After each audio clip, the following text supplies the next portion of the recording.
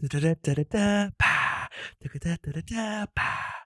Da-da-da-da-da-da-da-da-da. Ba-da-ba-ba-da-ba-ba-da. I don't have the rights to that song, so I really can't play. But hello, everybody. It's 4 days where the Chiefs play the Eagles for the 59th Lombardi Trophy in New Orleans. Rigged. Cough. Now, as a sports fan, I cannot be less excited about this.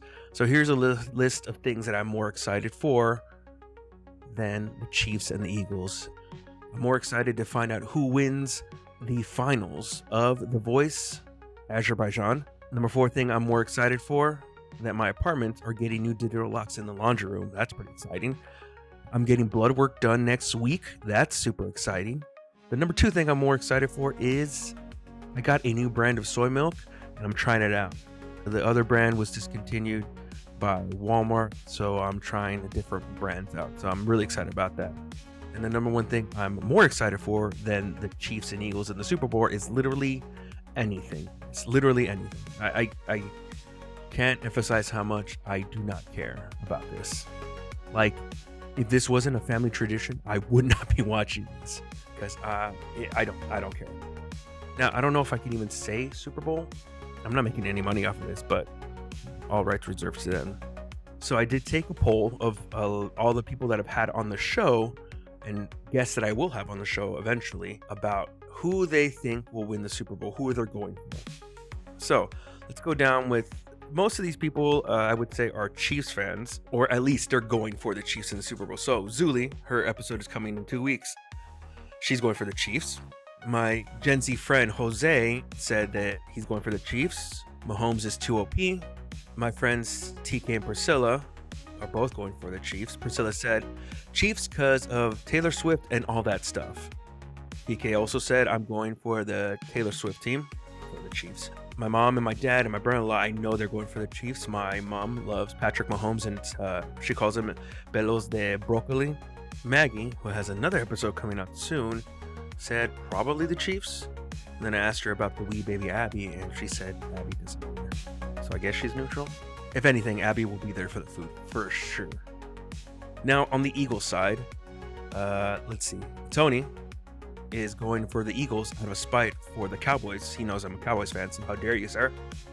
A co-worker, or a cohort, Kirsten, whose episode will be coming out around May, says Jalen Hurts because he is fine as hell. And Mindy, who did the episode for Nacho Libre, said, does not watch football, but I guess the Eagles. Now, you have 3 people that are neutral. So the first one is Louis. Louis says, I'm there for the food, no love for the Chiefs, and certainly no love for the Eagles as a lifelong Giants fan. Queens represent. Now, he didn't say that, but I'm saying that. Southside Jamaica Queens representing. And then his wife, Sarah, who I will have eventually on the podcast, says she wants the Eagles to win, but the Chiefs are too good, so probably then. But also, I believe she's probably neutral as a Cowboy fan like myself. And like I said, I'm a Cowboys fan lifelong. These colors don't run till the day I die, son. To this day, I'm going to be rooting for Kendrick, Patrick, and Jem, and my friend Stephanie, whose episode will come out around March, were not available for comment.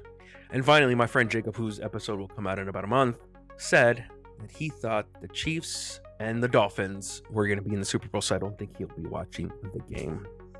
Now, just some quick show notes. You'll notice towards the end, towards the last part of the recording, I had to use my backup recording because my main recording ran out of memory.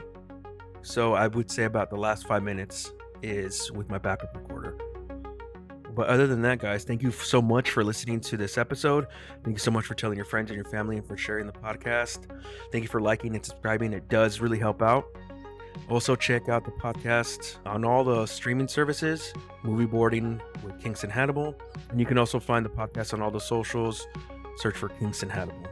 Once again, thank you so much for listening to this special episode of Movie Boarding, Super Bowl edition, with my friend Andy, who has chosen a 3-peat for the Kansas City Chiefs.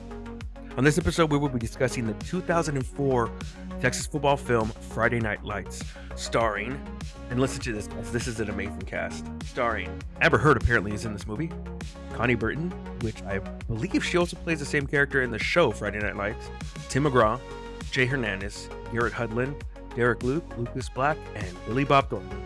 Enjoy. Yeah, we start already. All right. So, bro, I appreciate you coming onto the podcast, man. Thank you, bro. I know we've been trying to do this for a while, and this is actually not the longest I've actually had, like, from the point where, like, I told somebody, like, we were like, hey, let's do it, to, like, let's actually do it. I think this is the shortest time. For real? Yeah. Even though it's been, like, what, a month? No, like 3 weeks. 3 weeks, yeah. Louis took forever, just because he's a busy dude. Yeah. Like, he is super busy. And the same with me. But thank you for doing this, bro. No problem. So thank you this for is my having homie. me. This is my homie Andy or Andres. What Yes. do you prefer, Andy or Andres? Is it one of those things like where if they call you Andres, you think you're being like when you're a kid, like Andres, ven acá? yeah, exactly. Yeah, really nobody calls me by my name unless it's, well, actually nobody really calls me by my name. I mean, unless it's, very, family that I haven't seen in a long time. Yeah. But everybody's been calling me Andy ever since I was a baby. Named after my grandfather, so his name was Andres, so to not get confused, they would just call me Andy. That's kind of with me. My first name is Richard. Nobody calls me. They call me Brian. At work, some people know me by Richard. Some people know me by Brian. It's usually the supervisors, they know me by Brian, because like with the workers, like I interact with them more. And then like if there's a new supervisor or something, or somebody that I haven't worked with, they'll just see my name on the thing and it says Richard. Mm-hmm. So they're like, Richard Martinez, please come to the supervisor's office. And I always feel like they're calling me to the principal's office. Yeah. Speaking of principal's office, we're going to be watching today a movie.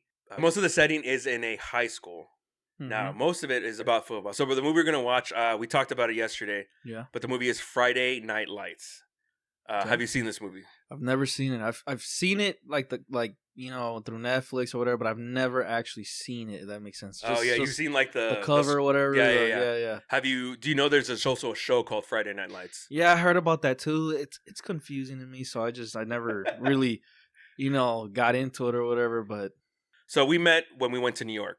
For everybody that doesn't know, we went to Bethel. We went to New York City, and we met there and we vibed. And in talking, we found out that we both like sports. Specifically, we were talking about football most of the time because that's what was going down.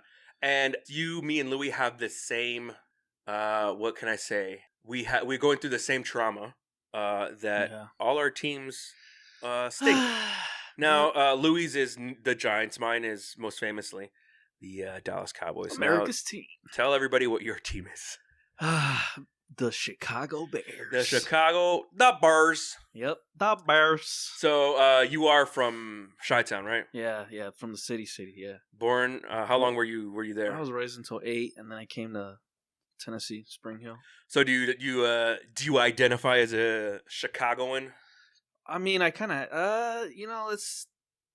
I spent most of my life here in Tennessee, but I guess I would say so, and the fact that I'm from there. Because, I did live there 8 years. I was born there, So I guess I would say yeah. All right. And so how has it been being a Chicago fan? Oof. Brutal. Absolute brutal. So you were born what year? I was born in 1999. 99. So there were some good seasons. They went to the Super Bowl. Do you remember that one? Yeah, I remember that. I mean, they got kind of destroyed by. I mean, again, it was the Colts. Yeah. Like, you don't expect them to. Well, Peyton Manning actually played really bad that game. He wasn't really good. You know what? In the 4 Super Bowls he's been to, I think in every single one of them he hasn't played that well. Yeah, no. But he's won 2 of them thanks to like his other players or the defense when it was with the Broncos. Yeah. I've had the privilege of watching 3 Super Bowls with Peyton in it. No, with the Cowboys. Oh, yeah. And they run every single one of them. But it's been absolutely nothing since then. Yeah. Oof. But that was when the Bears went to the Super Bowl. That was the quarterback. Yeah, that was with Rex Grossman. Rex Grossman from What college? Yeah. Yeah, he was from Florida. Florida, Gators. go Gators! Get Yep. them Gators! Yeah. That's my favorite. College? One of yeah, but I would say more for basketball, but it kind of bleeds into football, just because my favorite player growing up was Jason Williams. Oh, and he went to you told me that. White Chocolate. Yeah. So for you and your family, as a kid, were you watching sports all the time? Was that always something you were in? No, actually, growing up, my family wasn't into sports. I got into sports from actually when I moved from Chicago. Interesting. When I came to Spring Hill. Okay. Spring Hill, it's predominantly, white. White, yeah. And so when I went to school, I was maybe one of the few, I'm talking about out of the whole school, like 10 minorities. So, yeah. Really? Yeah. That seems a lot, actually. That seems like a lot, Ted. Yeah. It was a lot. Yeah. So it was, elementary school too. So, but when I went, all my friends, well, obviously they were, into sports. Yeah. And during recess, oh, Andy, come on, let's go play. Come on, let's go play football. So that's when I started getting into it. At first, I didn't like it. I just only went because they're my friends. I wanted to hang out with them or whatever. But then I started liking it, and I started getting good at it. And there's a lot of transplants in Spring Hill. I don't know what. I'm pretty sure there is. There's still a lot. There was a lot of people from other areas, other states, and they all had their teams. So I was like, well, where am I from? Well, I'm from Chicago. I just moved. What team is in Chicago? Well, the Bears. Oh yeah, that's right, the Bears. Well, I'm a Bears fan. The Bears. And that's where it started. So when you got into them, were they any good? Yeah. I had always said, "Oh, the Bears," but when I started getting really into it, it was the season where they went to the NFC Championship game against the. Dang, I can just see the Packers. The wheels turning in his head, like of all the repressed memories of those. Yes. those and years. It was good because my first ever game, like full game, watching it, invested, screaming like a fan was. It was the game before that, the divisional game against the Seahawks. And they killed the Seahawks that game. So I was like, "Oh man, well, it's a good time to become interested in being a fan." Yeah. And I was like, "What's the next game?" No, well, the next game is the NFC Championship game. Whoever wins that goes to the Super Bowl. So I was like, "All right, cool. Who are we playing with?" Well, it's the Packers. All right, who are the Packers? Well, it's their biggest rivals. Yeah, still today, even though they're both not doing that well. Yeah. Well, they're actually doing pretty decent. We almost beat them, but blocked field goal. Anyways, they're not gonna do much in the playoffs, bro. That for sure. Yeah, one and done. And I will never forget that. I remember watching the game and right off the bat, just we were just getting toast. With Aaron Rodgers. He was using his arm, his legs. Man, I remember thinking we got to do something to this guy, and we had multiple opportunities throughout the game, but that was the first time I ever felt heartbreak. And I'm talking about crying in the shower at 11 years old, and it was that bad, and God, you're like, why? Yeah, and that's it. I had to wait a whole nother, off season to finally get my hands and on the remote and tune it to, watching the Bears play, whenever we got the games here in Tennessee. Yeah. And they didn't do so good the next year, and actually they've been trash since 2011. So here's the thing, though, and I would say with Louis, I think it's had it better because they did win 2 Super Bowls and they beat one amazing team. Yeah. The other team was really good too. What was it? 18-1. Yeah, 18-1. And then the other time, it was a great run because I think they went 13-3 in the regular season. They obviously killed everybody in the postseason and the playoffs, and then that game. Yeah, the defense on the Giants was just good. And Eli then I think the first Super Bowl, if the first Super Bowl, I think they barely got in. Like the one of them, they were like the clear favorites, or like. But I think one of the Super Bowls, I think they were like 9-7 or. Oh, you're talking about the Giants? The Giants, yeah. I think it was both the first times. They were like wild card team, right? Yeah. Well, I know the last one that they won, they were like division champs or whatever. I'm sure you remember that. They played the Cowboys to get in. I don't want to talk about it. But the one before that, I think they were the wild card, and man, they had a great run. Even with Eli Manning, they did real good. Eli Manning is literally the type of a quarterback that can literally do nothing else. like he can't do math, he can't do it. Like he can only do football, Yeah. and he does it so well. Yeah. Well, he's always been good, but he's always been like hot and cold in the regular season. And then but then the playoffs comes. That's who you want to be a quarterback. He's one of those that like everybody hated, but when he won those 2 Super Bowls, he's like a legend now. Well, he beat the Packers twice, so he'll always be a legend. Aaron, right? He'll always be a legend in my eyes. But he beat one in the NFC Championship in Lambeau. Yeah, it was like I don't even know how many minus degrees, and he went in there beat Brett Favre in them. You know, it's I don't know if you even like kind of see when he would play. You would look at his eyes and you would see nothing. Like, his focus was like, football. I mean, like there was no like. Yeah.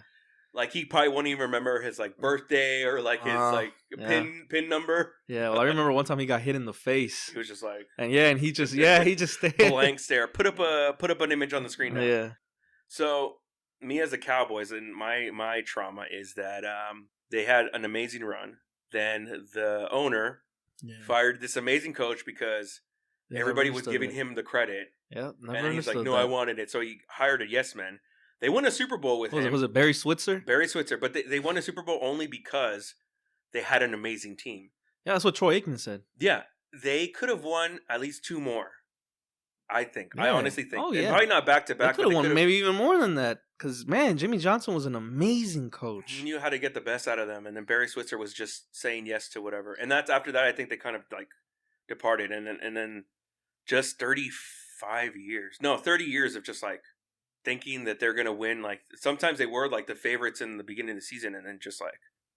Well, I remember that. Like, when was it? 2016? Yeah. Where you guys got beat by the Packers actually in that division. Yeah, that was a close game. And I think the Seahawks were the ones that went to the Super Bowl that year when Tony Romo, and it's hard. Oh, yeah. Yeah. And he was like a foot away from like scoring. Yeah, I remember that. And I think they would have gone to the conference championship. Exactly. Yeah. And I think they would. I think that was when the Seahawks and the Steelers went to the Super Bowl, which is actually good because that's one of 2 Super Bowls that I missed because that was like I think I had my first job, and like I can't get off. Like it's your first job, you just started, and they're like, no, everybody's gonna take off the Super Bowl. You can't. And I was like, okay. Yeah. Like I said, the movie we're gonna watch is Friday Night Lights, and it's based somewhat on a true story. So this movie takes place in 1988, and it chronicles this one particular season of the Odessa Permian Panthers. They are one of like the most storied high school football teams in Texas and in the entire nation. Now, if you know anything about Texas, you know that football is a religion, especially high school football. Yeah, high school everywhere is a straight up religion. And I won't spoil too much, but a lot of the things that you do see depict on how people act about it is legitimately true. From how much the coaches get paid to like how big the stadium are to how they treat the players and all this. Like in a small town and even in some big towns, I remember that going on Friday and even Saturday, sometimes Thursday, they would have the games. But going to those games was like an event. The tickets are cheap, relatively. And people would be like, oh, we're going to go to the game. And you would bring like a large group and stuff. I remember as a kid going to like games. And then once, as you can see, I'm wearing my high school alma mater. My high school alma mater represent O'Connor Panthers. They're cats. Yeah. But anyways. By the way, if you're listening to this, brother-in-law Jonathan, Judson sucks. So that's the thing too. That I don't know if it's like this here. Yeah. But like, what high school you went to in Texas is like what set you repping. Yeah. Like over there, it's like, hey, how's it going? Like you meet each other. What school did you go to? Like, oh, I went to Judson. Oh, I went to like Clark. I went to like Fox Tech and stuff like that. And that's like. Ingrained in you. I don't know if it's like that here. Yeah, kind of. I wouldn't say in that level, but I remember I figured that out from Texas from the movie Varsity Blues. Okay, perfect example. Yep. I watched that it was pretty wild back. That one's, I would say, no, that one's actually kind of accurate too. Yeah, the coach and everything and how the fans are, how crazy they are. So in this particular one, it follows that one season, and I would say it's probably the best depiction of high school football in Texas and how much of it's a religion. It's honestly a religion, bro. In Texas, Yeah. it's sad to say, but it's honestly like that. And I remember. So the high school that I went to was relatively new, so their football team wasn't like that great. But specifically in San Antonio, in Texas, I think the main one, and correct me if I'm wrong, Jonathan. I'll ask him later. My brother-in-law, Judson, was like the one in San Antonio was like that was the school, the city champs. I think maybe even like Fox Tech and maybe MacArthur. And like it's weird that I could name off like 20 different high schools in Texas, like just because that's how much like important they were as far as football and basketball. I mean, there were some good teams. I think actually John Jay High School, and I'll show you the video later. There was a viral moment before it was viral that they won the state championship with like a half court heave, if I'm not mistaken. John Jay, and it was in San Antonio. Did you ever go to any like football games in high school? I went to one, and it was pretty cool, but it wasn't like, crazy, like and it wasn't like that, but it was a good experience. And it's funny, like, and you'll see it in the movie that a lot of these kids just peak in high school. Yeah, Texas does produce a lot of football players, but they're not quarterbacks. It's usually like linemen or offensive line, D line. Yeah, I think California, because California also has a big. A lot of football players come from California, Florida. Oh yeah, Florida's the biggest one probably. And they're the quarterback ones. Yeah. And then like Oklahoma, I think is also too. Yeah. But yeah, I can't stress enough the importance. And as a matter of fact, if you notice my hat, I'm wearing an Odessa Permian Panthers hat. My uncle lives there in Odessa. Odessa, Texas. West Texas, middle of nowhere, Texas. You'll see in the movie how it's depicted. Don't they say Odessa's like the hub for like that's the hotbed, no? For high school football? It is. It's still. I don't know if it still is, but it is. And then there's another like Odessa High School or Midland High School is like the other one out of it. But the thing about it is, it's literally in the middle of nowhere, bro. Like it's podunk nowhere. There's nothing else to do. Even today, bro. So my grandmother, the last couple of years of her life before she passed away, she lived there. Yeah. So before she passed away, I was able to see her. So we went there, and I expected something to change. Literally looks the same. I don't think it expands. I think they just recycle things. Like in the sense of like, oh, this used to be a Montgomery Ward's. We're going to make it a Walmart. But they don't expand like outside. Yeah. So it's Odessa, Midland are like basically like two cities. They have a spaceport, quote unquote. Spaceport? I think it's SpaceX or Blue Horizon. And like, what do they do there? I think it's just like, because it's dry. It's the weather. It's the location. That's going to be like a hub apparently for launching into space when it becomes cheaper to do it for like tourism and stuff like that. Oh my God. If I'm not mistaken, the airport is called Odessa Spaceport. Odessa Spaceport? Yeah, it's the dumbest thing. Wow. All right, bro. So you ready to watch this movie? Yeah, let's go ahead and watch Let's do it, guys. We're going to watch Friday Night Lights. We're going to watch the movie. We'll be back. Cool here, bro. All right.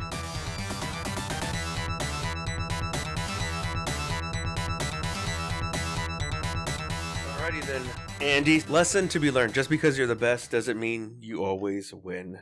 Yep. So, how'd you like the movie, bro? It was real good.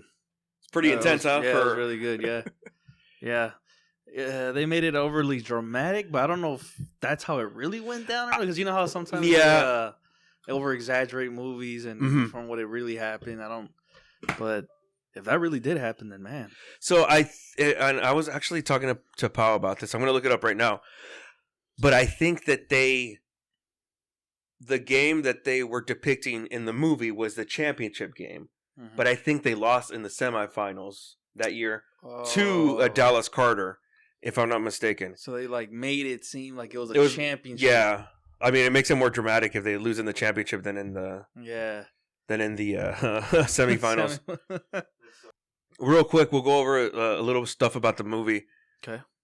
And reaching the state semifinals. Okay, so yeah. So the team, the 89 or 88 Permian Panthers football had a successful season. They won the district championships and they reached the state semifinals. So they didn't lose in the championship game. They lost in the semifinals. They lost in the semifinals, and I think they actually lost to Dallas Carter. Yeah, they lost to Dallas Carter 14-9. So 14-9 in Austin. So the last game they lost. What was it? Well, in the movie they lost movie. what, like 34-28, I think. Yeah, 34-28, and they played in the Astrodome in Houston. Well, that just proves my point. Yeah, it really does that. It was a little bit more dramatic than it actually was. But for the sake, but I think all the stuff that depicted in the movie is pretty much accurate. So this movie was actually based on a book written by this guy named H.G. Bissinger. Yeah. And apparently he was the cousin of the guy who co-wrote the screenplay and directed the movie, which is Peter Berg.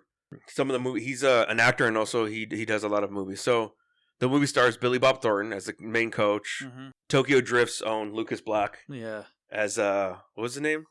Winchell. Yeah. Mike Winchell. Mike Winchell. Garrett Hudlin as Billingsley. Yeah. You might know him. He's the guy that comes out in the Four Brothers, no? Four Brothers, and then Tron, if I'm not mistaken, right? I've never seen Tron, bro. Tron Legacy, I think. Tim McGraw, and then Derek Luke. So, dude, Tim McGraw does such a great job of his acting in this movie. Mm-hmm. You hate him, like you absolutely hate him. I mean, that's the point of his whole character is like, for being like just that terrible father. And then the same with Derek Luke. Yeah. He does such a good job of like. Who's Derek Luke? Is he the? He was a booby. Booby Mouse. Yeah, Booby Mouse. He did such a good job of being like the cocky running back, and then from that to see being like humbled, being humbled. Super humbled. I really enjoyed this movie, and watching it, like I mentioned to you, bro, like this is a big thing for, like, I would say for Texans. Yeah. This movie, because it really depicts all the things that you see in the movie, how the radio sportscasters talk about these kids. And I say kids because they're genuinely like 16, 17-year-olds, and they're talking about them like they're making millions of dollars. They're like, oh, well, this kid sucks, and like like dude, like they play trash, get them out of there. They're trash, and then like they're kids, you know, like. And it was really interesting. I thought that was an interesting line, or very poignant. Mm-hmm. The scene where is it Chavez, Billingsley, and Winchell. Mm-hmm. They're shooting skeet, or they're like throwing rocks in the air and then shooting. Yeah. And then Chavez, who by the way went on to Harvard. I know that. I was like, oh, I thought it was gonna be like some. Some university, local university. Because like Harvard, like there's Latinos in Harvard. Awesome. I know. But he was the one that's like, hey guys, we need to lighten up. We're only 17. And then the other guys were like, do you feel 17? Yeah. And I think it was a very strong point that like, well, yeah, like.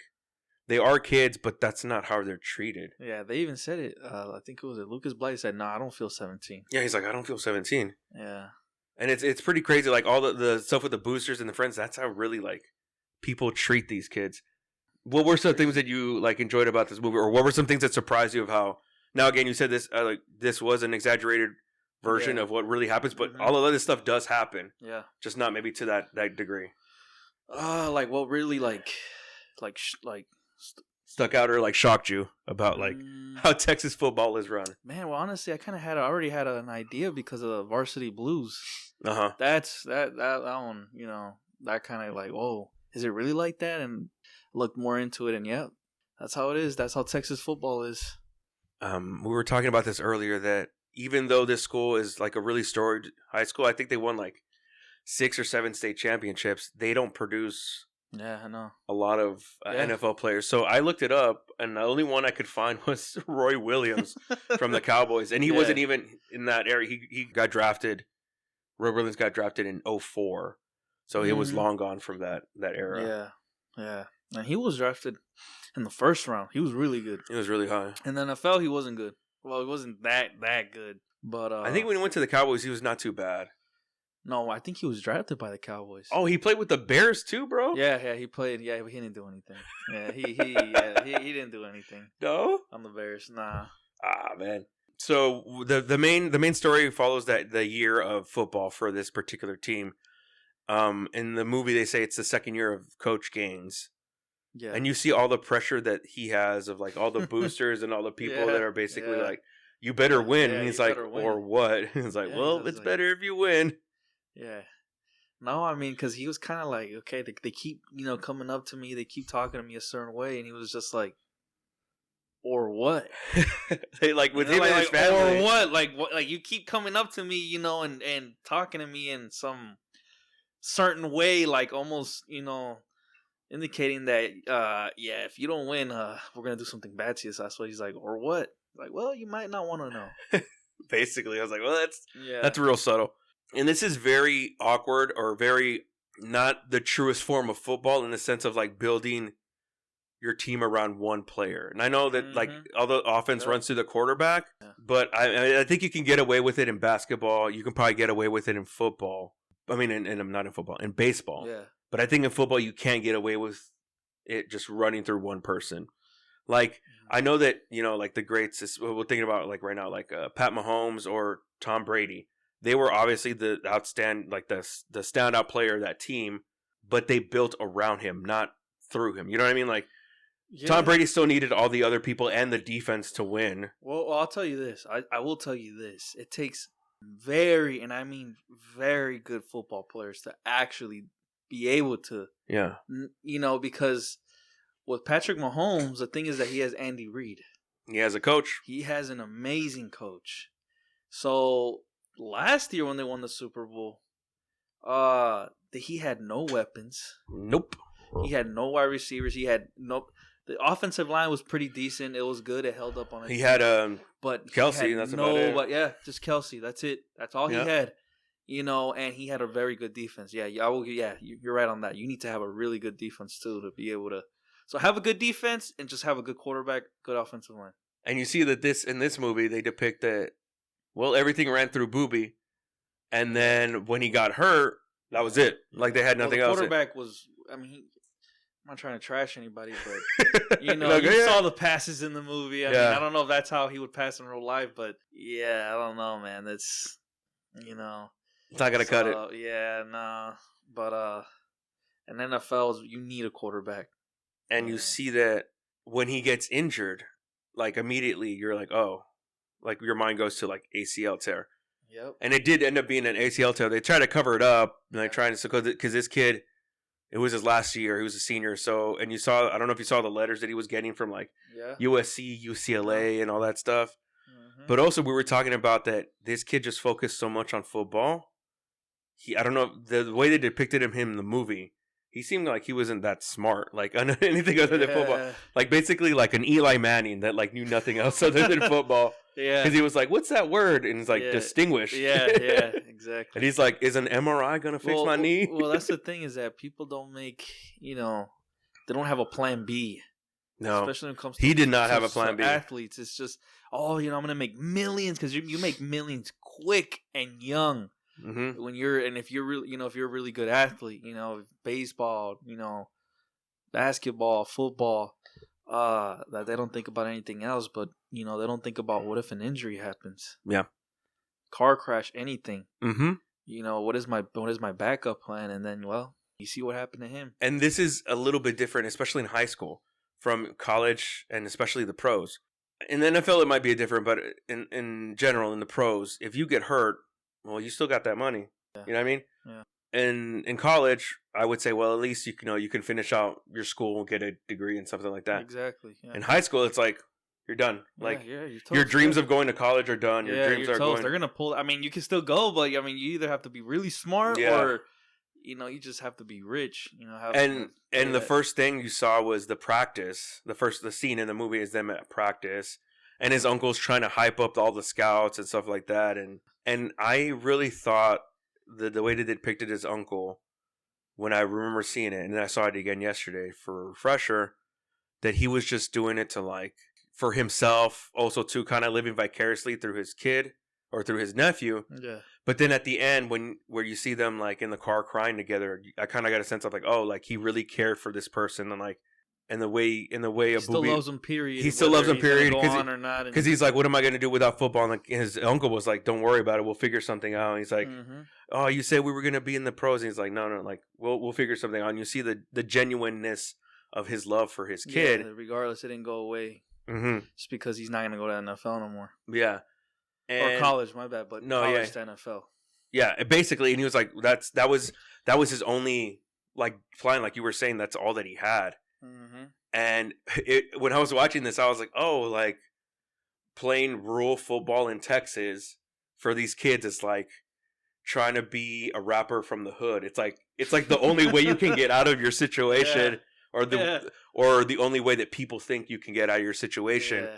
So much so that you saw that there was a scene where they were at the, I guess it was like the drive-in, the drive-in or the food place, the burger place, diner, outside. Yeah, and then a guy who apparently was a football player from before who won a state championship comes up to him and he's like, "Hey man, this is all you got." Like, yeah, and you can tell that guy peaked in high school, and then they, later on, his dad, it tells Tim McGraw, who plays what's his name, Billingsley's dad, and Tim McGraw is like an alcoholic, abusive dad. He plays it really well. Yeah. That he tells him like, "I'm trying to make a mad on you, and the reason I want you to do this is, or like I'm acting this way or treating like this, is because you have nothing else." Like, not you in general, like you as a person, just like you coming from this situation, living in this area.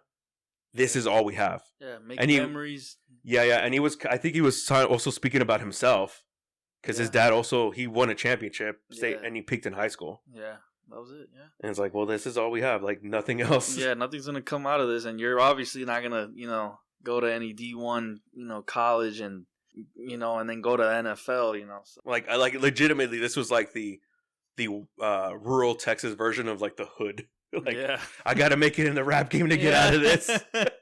Yeah. In the first game, Boobie Miles, played by Derek Luke, hurts his ACL, and I looked it up, and like you and I both watch sports, and whenever, I'm sure you have it too, whenever you see somebody like get hurt like that, you're like, oh snap! Like, his career, it's not over, but it's not going to be the same, right?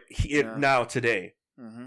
Now, imagine that in 1988 with a high school football player. Oh, yeah. It's done. Yeah, he's done. Yeah, that college, everything. Yeah, they're not going to. I don't know about now. Now, all that rehab. What is it called? Sports medicine rehab. Yeah, all that is so advanced now that in 6 months he could already be back. Yeah. So I think ACLs take about 6 months. 6 to a year. 6 months to 6 to a year. So it could be longer depending, I guess. And it's arthroscopic. Yeah. So I was like, oh, when I did a little research, and the research was ChatGPT, but nonetheless, it said in the late 1980s, ACL surgery typically involved open surgery, requiring a large incision in the knee joint. So now I think they just have to make incisions and they like put cameras in there. Yeah. But now I think they had to like basically, from what I understand, they like open. How do you repair that though? How do you? So and at that point, arthroscopic techniques weren't really like they existed, but not as much as they do now. Yeah, or that. So surgeons often had to use grafts from. I think they still do that. Grafts from a tendon or hamstring to fix the tendon. I mean the ligament. Sorry. Yeah.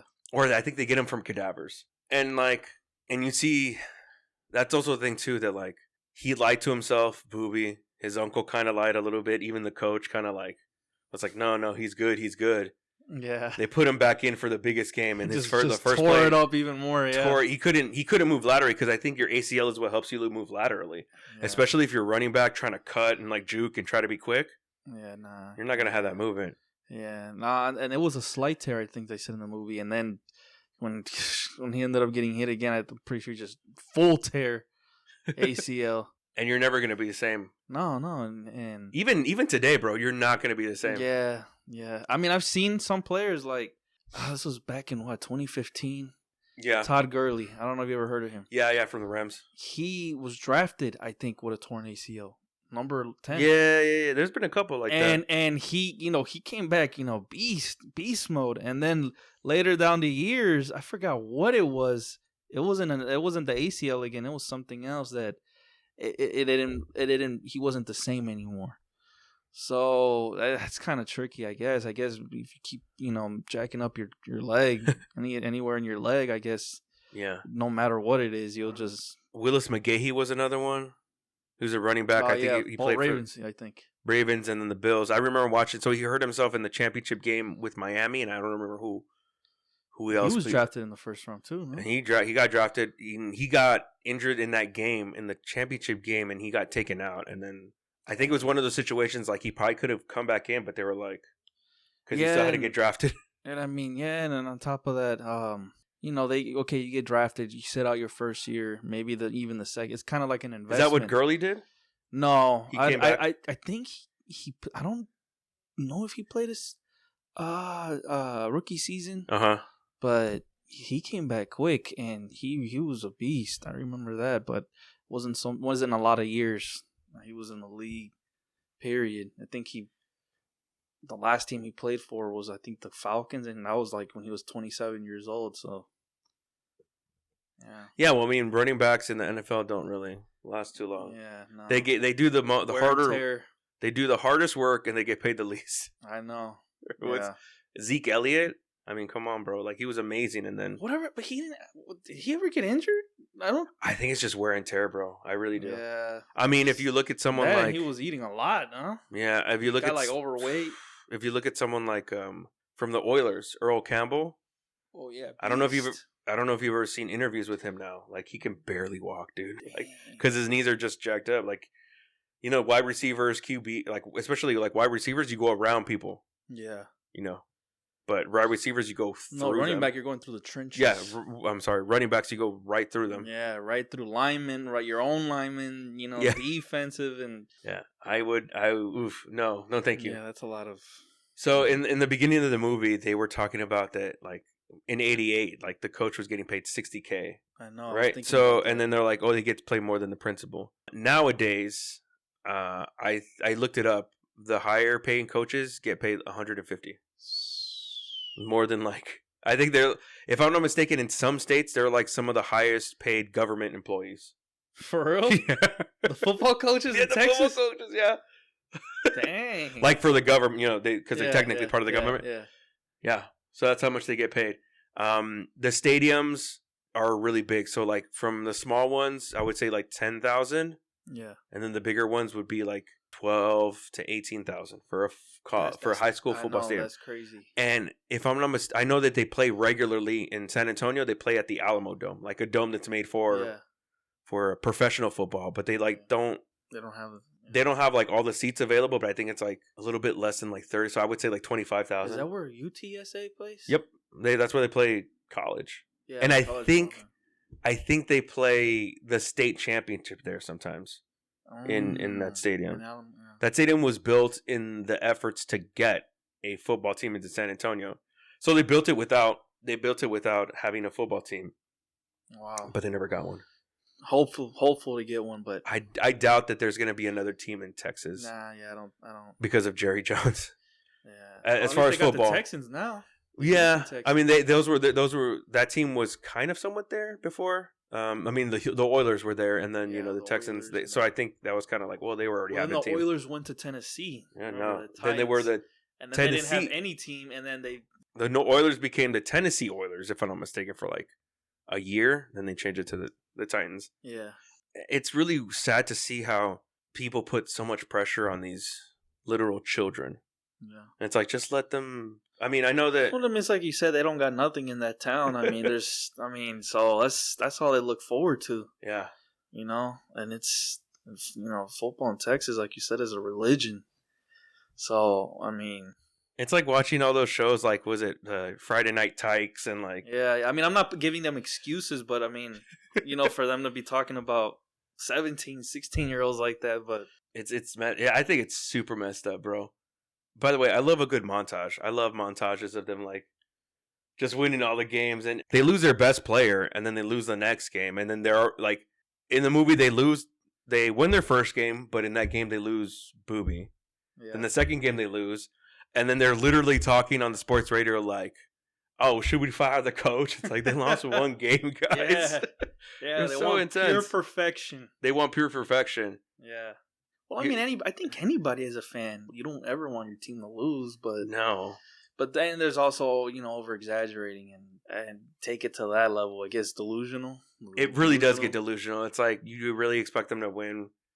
And sorry to say, but like they don't have anything else like going on in their lives. Yeah, not even the players. And you feel I got a sense from some of the kids that they didn't want to play, but it's like their parents either forced them to, or like what else are they gonna do? Yeah. Yeah. The way the movie was shot and the cinematography, this is one of the better football movies in the sense that you can see the hits and you feel them. Like every time someone got hit, especially when Booby hurt his ACL, like I visibly heard everybody who was watching with us like wince. They were like, yeah. Like could you feel that like crack that? Yeah. Were you able to feel like how it was shot, that you felt like you were actually like at the game, or like you're like, oh, you're like, no, that was practically the whole movie. It starts off with just play after play after play. Yeah. It's him, and you know, and everybody's talking about him. So when you knew that happened, you're like, oh yeah, their season might be done, might be over. But even without him, they do rally, and they basically, I think they win out. Except the last game. Well, with that running back, the third string running back, which is Chris Comer, I think. Chris Comer. So that guy was an amalgamation, I think, of a couple players. His real name was actually Brian Comer.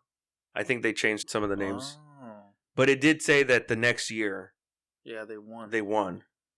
Spoiler for this. Lead back. Yeah, spoilers for this movie, but they didn't win. They didn't win the championship. Yeah. It was kind of funny to see that like there was even some racial undertones, or not even overtones. Yeah, in the movie. Beginning. I don't know if you even noticed during the scene where Coach Gaines, Billy Bob Thornton's character, is with all the boosters, like in that fancy house. That lady's like, who cares? Make them do everything, defense, offense. And yeah. And then she calls them like a racial slur. Yeah, she calls them the word. Yeah, she calls them the N word basically, and you're like. And even Billy Bob Thornton's character, and I think it's meant to be that way, that he's just like uncomfortable. Yeah, he's like, what is going on? Like, he's like, why did you even have to say that word? In the movie, he got like uncomfortable. You could like, he didn't say anything, but you could tell he was just like, after she said that, he was like, okay. And that wasn't that long ago. But it was 88, bro. That long ago. I mean, I guess you would hear that thrown around. Maybe I'll take this out, but my dad, I remember him saying that. When he started working with engineers, like these professionals, they would like say that just like casually, and he was like, "What is going on here?" Like even in '88, and so much so that in the movie it depicts them that they lose the last game, and because of that, they have to go to a 3-way tie, which is a coin toss, in order to decide which two of the teams are going to go to the championship. No, to the playoffs. To the playoffs, sorry. Yeah. And even, like, you were asking me questions about it, and the second time I saw it, that's when I understood what was going on. Yeah. Because it's not very clear. But I think that's actually how it's done. Yeah, coin toss. Coin toss. So, like, there's 3 people that toss the coin, and the odd person is out. So, meaning, if 2 people do heads, and the last one does tails is out. Those 2 that did heads go in. Now, if it's 2 tails and 1 heads, the heads is out. Right? That's that's what you're saying. Yeah. And I think that's actually how they do it, just because. And if you saw it, they played like 4 or 5 playoff games, which is more than the NFL. Yeah. And so I looked it up, their record right here. They played 15 games, bro, in high school. Dang. That's more than college, bro. College usually like 7 or 8 games. Yeah, college only plays, I think, like 12. Yeah, I was going to say 10, 12. 10, 12, including the playoffs. Yeah. I don't even get college. It's like bowls or something, no? Isn't it like... So now they have a playoff system, and I think it's the top 4 teams. College football playoff. But it's based on rankings, because it's so many college teams. It's like, again, these are kids. You're not going to like have them play a 20-game schedule. They still got to go to school. But even then, I'm like, that 15 games, bro. Yeah, that's crazy. And it says here 15-1 in the district. So I'm assuming they only played like 7 games, and then they played like 7 more playoff games. Well, I know in the NFL, they, on top of that, their bodies, are more developed, but they also get painkillers. Yeah. Then they get paid, bro. Yeah, I mean, they're already adults, so shoot, but as a kid, 17, 16-year-old. I've told this story to some friends, but I don't think my parents know, and I don't think my brother-in-law, my sister know. So this is breaking news. Now that you're talking about pain. Yeah. I tried out for football. Yeah. In high school as a freshman. And they kind of, the way that they did it is they would kind of put like the new people kind of with everybody. And I suited up, and I think they put me like on offense, like as a fullback. Yeah. And I wasn't with seniors yet. I think I was with the JV. Yeah, JV. Freshman, you have your freshman squad, and then there's a JV, and then there's a varsity. We were basically trying out. Mm-hmm. There was like some of my friends that were in middle school with that were there, but they had already played. And I would say I'm a pretty big guy, like not height, but like mass wise, I guess you could say. Mass. I was on offense. They run the play. The ball gets intercepted, so we turn on to defense. I start running towards the person that has the ball. Mm-hmm. I get hit by a guy that's probably, I was like 14 at the time. He was probably like 16 or 17. Yeah. But it's the same way it's depicted in the movie. Yeah. That when they go to the state championship, you have Permian Panthers, which are these small guys, and then they have Dallas Carter with the City Boys. Yeah. They are giants. That's basically how it was. I got blindsided, bro, by some guy that was like a D lineman. I got up, didn't know where I was, kind of thing. Yeah. And then I was just like, all right, I think that's it for me. Yeah. I was like, I did not like to get hit like that. Yeah. I was just like, I didn't get a concussion or anything, but I did like kind of lose my bearings a little bit. Yeah. Kind of what I was telling you. Yeah. Like what was your story? Tell me what happened to you in that one. I was 12 years old, 6th grade, and I would play with the high schoolers in my apartment complex. That's always the thing. You're always trying to impress people. Yeah. And then you play with the high schoolers, and this is what happens. Well, they would. I've always liked to play quarterback. Yeah. So he liked how I played quarterback when we would go play or whatever outside. There was this park right there, by the complex. So we were playing, and he happened to be on the other team. This guy that used to like, inviting me. And he was 15, 16. And I'm over here, 12 years old. I don't know what, and I don't even remember what happened. I just remember him tackling me and me just hitting the ground. And I just remember feeling my whole head shake and opening my eyes. And for like, I had no idea at that moment. I had no idea where I was. And I just remember looking up at the sky and like just the sky moving in circles, just round and round and round. And I was like just out of it, for, 5-6 seconds. And then I'm like, oh, wait a minute, play football. Okay, well, that was a hard hit. Mom, did I pass the spelling test? Yeah, nah. And speaking about that, I also tried for the freshman team. How did that go? There was this coach I didn't like. And I mean, they gotta yell at you or whatever. Yeah. But I didn't like him. You didn't vibe with him? I don't even know what he was. He wasn't the coach. He was like, I have no, like one of the coaches, I guess. I don't know exactly what he was, but, he would burp in your face, And, what does that have to do with football? And he'd like, take off his shirt and start, working out and, and. That seems like a predator, bro. Yeah. Are you sure it was the football team?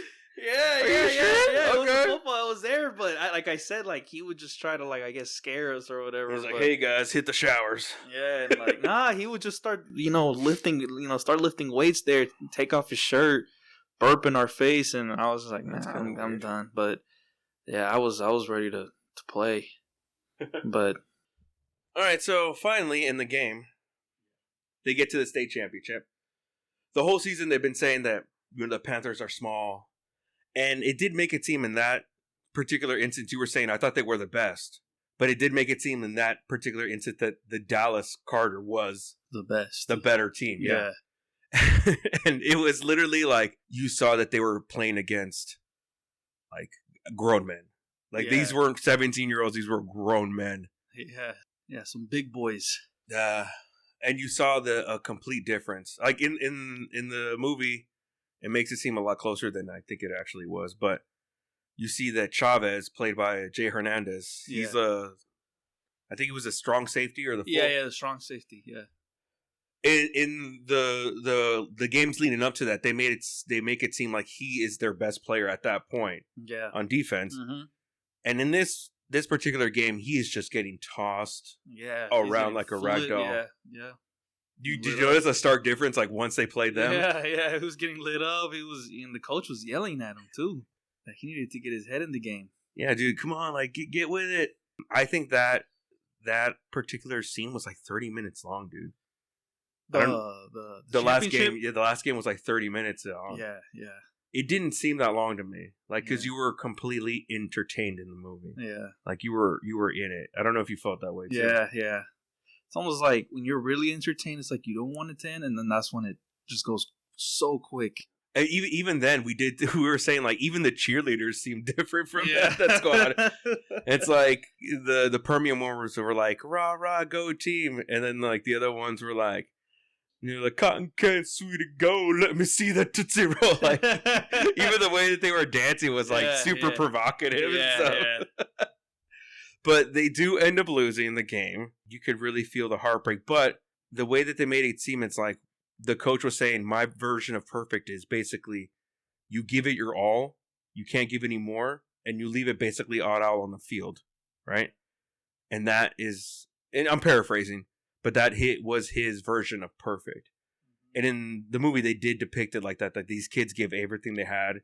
There was basically nothing more they could do. Yeah, it's just the way the cookie that, crumbles. Yeah. And you even saw that their biggest player, Preacher, Preacher Man, he was getting tossed around. Even that guy, he was, 6'4", 6'5"? Yeah. He was getting tossed around. Yeah. He was too, but he was also like their best player in the beginning. Yeah. In the whole game he was really good in the movie it shows, but he was the only one that started off that was good in the first half. And and they have the epilogues at the end. He was the only one that went to a Division I school.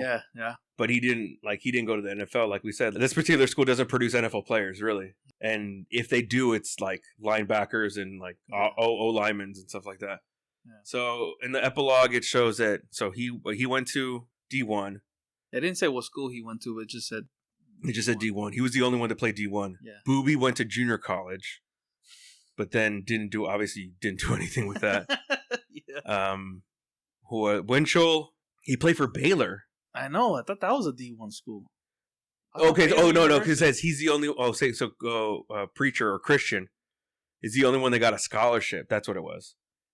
He was the only one that got a scholarship to go to a D1 school. So I guess Winchell did go to a Baylor, but he probably didn't get a scholarship. Like he probably had to pay to go to school. Ooh. Especially Baylor too. That's a pretty prestigious school. Yeah. Then Billingsley.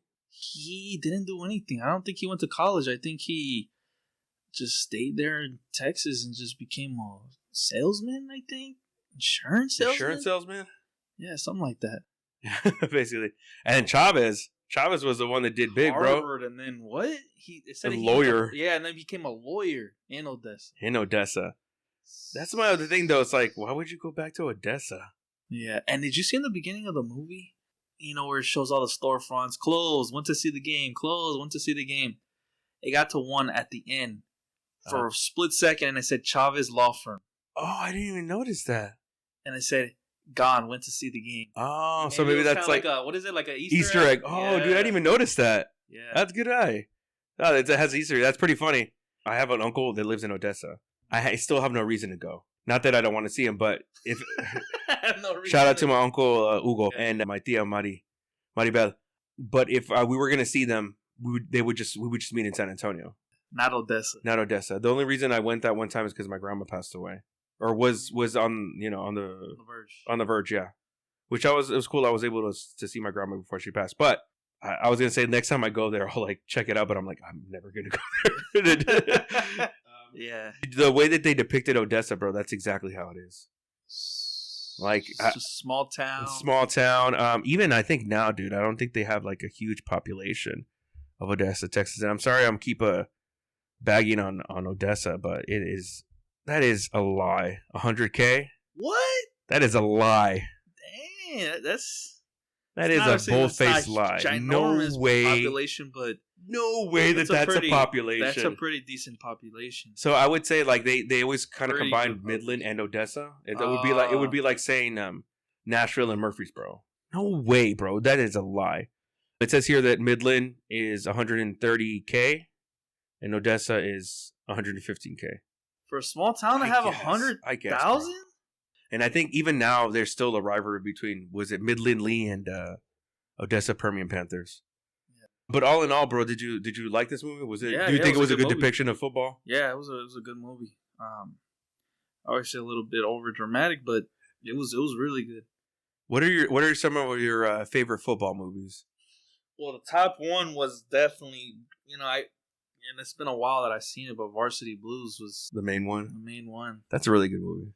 Especially the football scene. It's actually on my list, but since it's rated R, I was other than that one, the other one. Remember the Titans? Yeah, Remember the Titans. I did watch that one. You're right. That was a really good movie.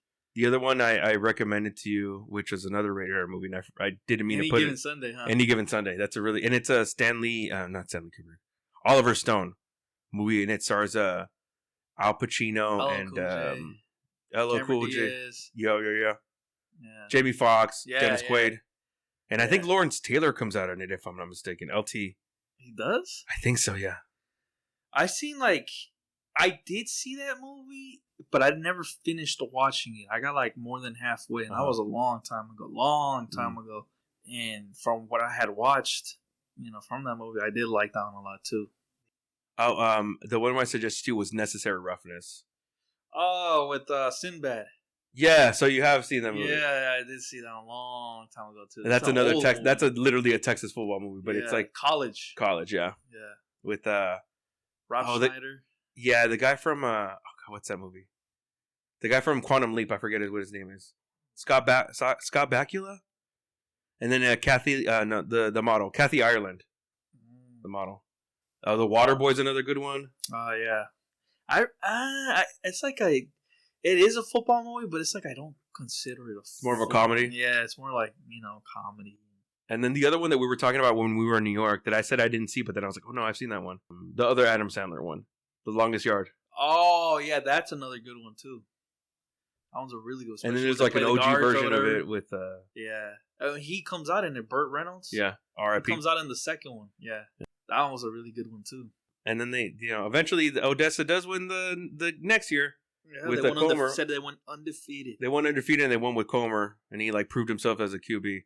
So yeah, bro, I like this movie. I think it's a really good one. It's a very dramatic, but I do like the drama in it. Yeah, and it, like we said, just because you're the best doesn't mean you always win. Yeah, look, football is a game of inches. Yeah. And they call it that for a reason. You can, like you said, give it all, everything you got. But if you're just 1 yard short, one inch short, you're not gonna win. And the people of Tennessee know that all too well with the Super Bowl. The Super Bowl. Yeah. Yeah. Yeah, that was. But also, you got to look at that movie. Oh, that's another good movie. Underdog. Yep. Louis and I talked about that one. Kurt Warner, yeah. And that's cool. And it's like, okay, it would have been cool if Tennessee, I guess, would have won the Super Bowl, but the underdog. Kurt Warner man, you had to root for him. He does, and it's a dope story. One more thing I did want to say about the movie is you do see that there are some heartfelt moments between the coaches and the player. Yeah. Especially he had one with was it Winchell when he was talking to him at his home, and then when they were going home after the last game of the season where they lost, and you're like, oh, this coach really cares about these players, right? Oh, not just that, he let Boobie Miles get on the school bus. Yeah. But then you got room for one more. He's like, yeah, sure. But then he also tried to hide the fact that Boobie was injured, and then you saw at the end that what did he start doing with the board? Started taking all their names off, off to the next person, because all those kids were graduating, so he didn't he didn't linger and think about him. He was just next. Yep, it's gonna happen. So it's did he really care about them, or was it just I mean, yeah, Or is it like you I just guess have to move on? I guess that's up in the air, but yeah, you're gonna have to move on. It's not like the NFL. I mean, it kind of is. NFL's kind of like that. You don't But you're only resign with the players, kids you like 4 trade years, players, right? but yeah. Is it just like, yeah, you only have them for 4 years, so it's like, well, you just got to move on kind of thing? Move on, and yeah. But I think Billy Bob Thornton really did a good job. So did Tim McGraw, and so did Derek Luke. Yeah, they all did really good. Even the uncle did a good job. Uncle, what was his name? LV. Dang, Monk. Alrighty then, bro. So thank you so much for doing this. We got to get together. Maybe do another one. Or maybe we do one with Pau, or maybe do one with your brother Josiah. Yeah, they would like that. And then maybe we'll do one with Jason, like the Sonic movie or something. Oh, that'll be the shortest one ever. That's gonna be a 7-minute one. He's like, in Sonic, what does he always say? Oh, he always says imagine, right? He's like, imagine me and Sonic. Yeah. And we do a movie together. And yeah, but thank you, bro. Thank you for having me over and doing the podcast. Yeah, we'll hear this one in the Super Bowl. Hopefully it's the Bears and the Cowboys. Actually, they can't be. Yeah, they can't be. Yeah. The Bears and... Dang, no, I'm sorry, the Cowboys. Sorry. Yeah. No. All right. All right.